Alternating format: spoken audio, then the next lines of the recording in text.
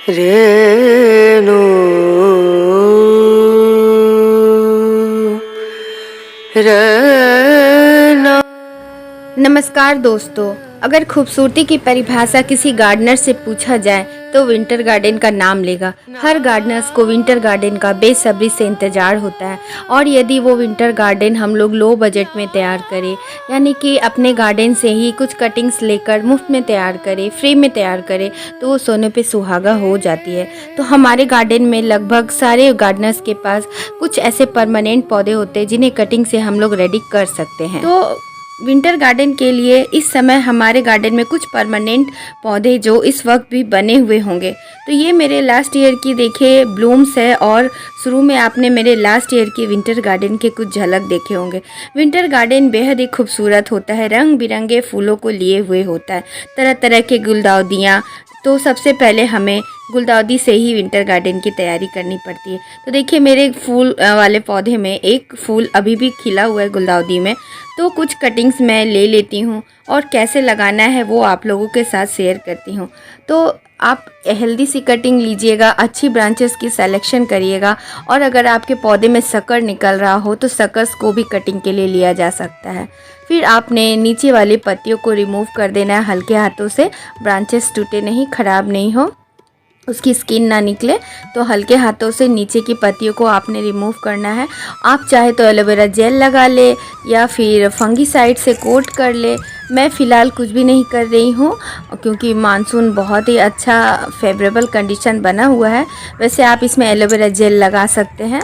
तो इस तरह से कटिंग को हल्के हाथों से मैंने पॉटिंग मीडिया में डाल ली है। आप हल्की पॉटिंग मीडिया को सिलेक्शन करें, 50% गार्डन सॉइल और 50% सैंड में भी लगा सकते हैं। नेक्स्ट दोस्तों, ये ग्लैडियोलस का खूबसूरत सा फूल देख रहे हैं। ये भी मेरे गार्डन में लास्ट ईयर बहुत ही अच्छे से ब्लूम हुई थी। तो बारिशों के बाद से इसके बल्ब्स आपको मिलना शुरू हो जाता है। नर्सरीज़ में तरह तरह के विंटर फ्लावरिंग बल्ब्स मिलने लगते हैं। तो लिलियम के भी बल्ब्स आप नर्सरी में जाके सर्च करेंगे वो भी मिलेगा। ग्लैडियोलस के बल्ब सबसे पहले मिलना शुरू हो जाता है। इस वक्त आपको ट्यूब रोज के भी बल्ब मिलेंगे। दोस्तों, तरह तरह के बल्ब में ये जो ग्लैडियोलस होता है सबसे ज़्यादा आसान होता है इसको ग्रो करना, क्योंकि इसके बल्ब में अभी फुटाव जारी हो जाता है और बहुत सारे रंगों में ये उपलब्ध होता है। तरह तरह के रंगों में ये मिलता है। इसे कट फ्लावर के रूप में यूज़ किया जाता है। तो इस तरह से ये मेरे पिछले साल के बल्ब हैं। तो मैंने इसे निकाल कर रखी थी कि मैं इसको रीपॉट करूँगी, लेकिन इन दिनों बहुत ही बारिशें हुई हैं। तो कुछ इसी पॉट से मैंने उन बल्ब्स को निकाली थी। तो इसके छोटे छोटे बेबी बल्ब्स देखिए यहाँ निकल रह गए हैं। तो उसमें देखिए फुटाव निकल गया है। तो इस तरह से आप इस समय अगर ग्लैडियोलस के बल्ब को रीपॉट करेंगे तो ये 2 से ढाई महीने में ब्लूमिंग पर आ जाएगी, क्योंकि किसी भी बल्ब को ब्लूमिंग होने में कम से कम 1.5-2 महीना या 2.5 महीना लग जाता है। तो इस तरह से देखिए ये सारे बल्ब हैं छोटे छोटे, जिनमें अभी ब्लूमिंग तो नहीं आएगी। नर्सरी से लाकर आप मैच्योर बल्ब जरूर लगा सकते हैं। नेक्स्ट दोस्तों, ये सेलोसिया या कॉप्सकम का फ्लावरिंग प्लांट देख रहे हैं। इसको भी आप लोग कटिंग के थ्रू इस वक्त अपने गार्डन में लगा सकते हैं, मल्टीप्लाई कर सकते हैं।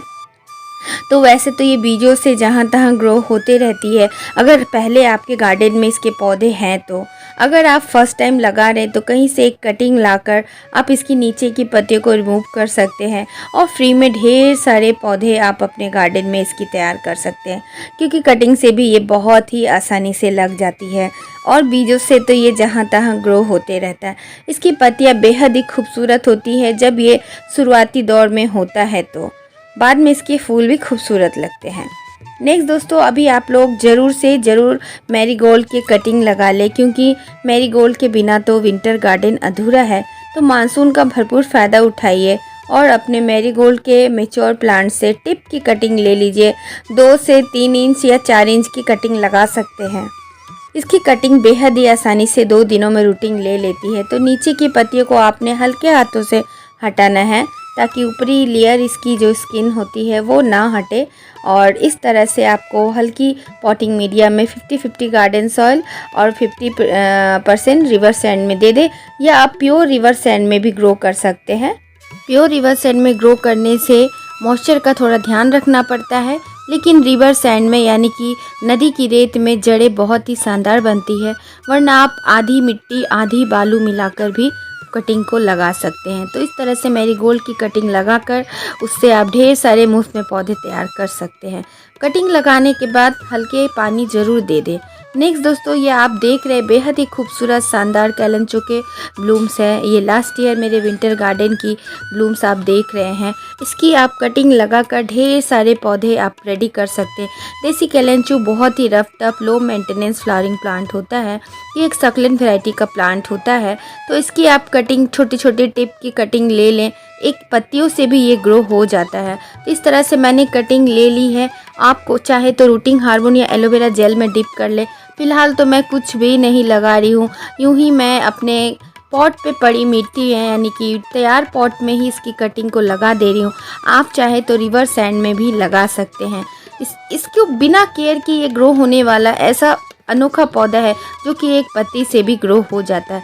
तो इस तरह से इसे ढेर सारे मल्टीप्लाई करें मुफ्त में हजारों पौधे। इस समय आप कॉस्मोस के पौधे की भी कटिंग लगा सकते हैं।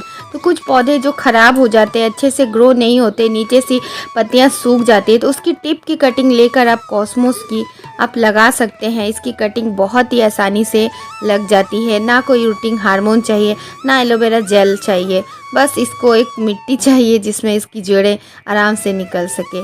एक वेल ड्रेन पॉटिंग मीडिया में लगाइएगा। नेक्स्ट दोस्तों, ये जो आप लोग देख रहे हैं बेहद ही खूबसूरत पौधा डाइंथस का, ये भी इस समय बचा होगा। अगर बरसात में आप इसे बचा लेंगे तो विंटर गार्डन में आपको इसे परचेस करने की ज़रूरत बिल्कुल भी नहीं पड़ेगी।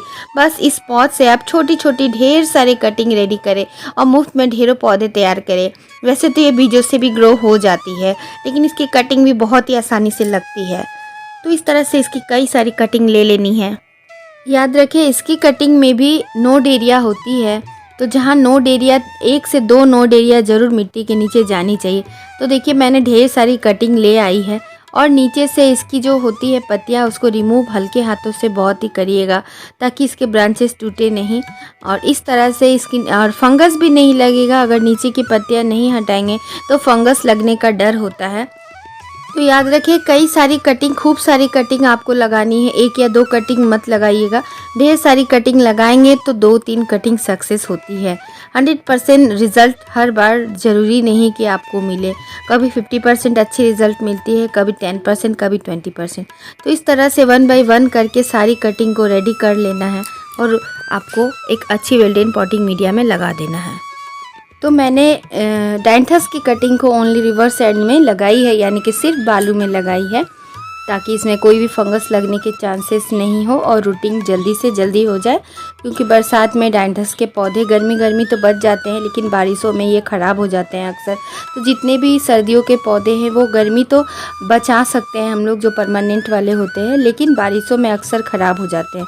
तो उनको इस तरह से हम लोग बचा भी सकते हैं। इसी लिस्ट में जेरेनियम का भी पौधा आता है। जेरेनियम का पौधा भी गर्मियों में भी बच जाता है अगर हम लोग उसे शेडी प्लेस दे, लेकिन पूरे गर्मी बचने के बाद भी बारिशों में अक्सर ये ख़राब हो जाता है। तो विंटर गार्डन में हमें इसे लाने के लिए, ब्यूटीफुल गार्डन बनाने के लिए इसकी कटिंग को इस टाइम पर हमें लगा लेनी चाहिए। तो नीचे की सारी पत्तियों को, एक्स्ट्रा ब्रांचेस को हमें रिमूव कर देना है ताकि कोई भी फंगस नहीं लगे और कटिंग पर कोई भी एक्स्ट्रा स्ट्रेस लोड ना पड़े। तो इस तरह से कटिंग रेडी कर लिए। वेल ड्रेन सॉइल में लगाने से अच्छी रिज़ल्ट मिलने के चांसेस होते हैं। तो कभी भी आप 3-4 कटिंग लगाएं तभी आपको कुछ अच्छे रिज़ल्ट देखने को मिलेंगे। तो आपके पास जितने भी जेरेनियम के पौधे हो, सबकी कटिंग इस वक्त आप लोग लगा लीजिए। जेरेनियम, गुलदाउदी, क्राइसैंथेमम, कैलेंको, ये सारे परमानेंट पौधे होते हैं। टोरेनिया इनमें से एक है। तो इस तरह से देखिए कटिंग लग गई और हल्के हाथों से पानी ज़रूर दे दीजिए। तो ये देखिए, अभी मैं टोरेनिया की कटिंग देखिए लगाना बताऊंगी आपको। टोरेनिया भी बारिशों में ख़राब हो जाता है, गर्मी तो ये बच जाता है, लेकिन गर्मी फिर जब जैसे ही मानसून की शुरुआत होती है फंगस लगकर ये पौधा ख़राब हो जाता है। तो इसकी कटिंग आप लगा लेंगे तो आपको विंटर में फिर इसे परचेस करने की ज़रूरत नहीं होगी और मुफ्त में ढेरों पौधे आप अपने गार्डन से ही रेडी कर सकते हैं। तो बारिश में इसे बचाने के लिए इसकी कटिंग को ज़रूर लगाएं, क्योंकि ये सारे बारिश में अक्सर ख़राब हो जाते हैं सर्दियों वाले पौधे। तो इसे भी आप प्योर रिवर साइड में लगाएंगे तो अच्छे रिज़ल्ट आपको मिलेंगे। विंटर गार्डन को हर गार्डनर को बहुत ज़्यादा बेसब्री से इंतज़ार होता है। तो इस समय हमें पॉइंसेटिया की भी कटिंग लगा लेनी चाहिए। अगर आपकी मदर प्लांट अभी भी अच्छे से कंडीशन में बचे हुए हैं या फिर उसकी कंडीशन ख़राब है तो उसको आप कटिंग से ज़रूर लगा लें। तो ये देखिए मैंने भी कटिंग इसकी रेडी कर ली है, क्योंकि अक्सर मैं जहाँ रहती हूँ बहुत ज़्यादा गर्मी पड़ती है, तो बहुत दिक्कत होती है पॉइंसेटिया के मदर प्लांट को बचाना। तो उसकी कटिंग को सेव कर मैं इसे हर साल रेडी करती हूँ, मुफ्त में ढेरों पौधे। तो इधर मैंने बहुत सारे कटिंग लगाई हुई है। तो आशा करती हूँ आज की वीडियो आप सभी के लिए बहुत ही अच्छी रही होगी, इन्फॉर्मेटिव रही होगी। तो इसी के साथ आप लोगों से विदा लेती हूँ। तो चैनल पर फर्स्ट बार विजिट करें तो चैनल को सब्सक्राइब करना मत भूलिएगा, बेल बटन आइकन को ऑन करिएगा। बाय दोस्तों, टेक केयर, हैप्पी गार्डनिंग।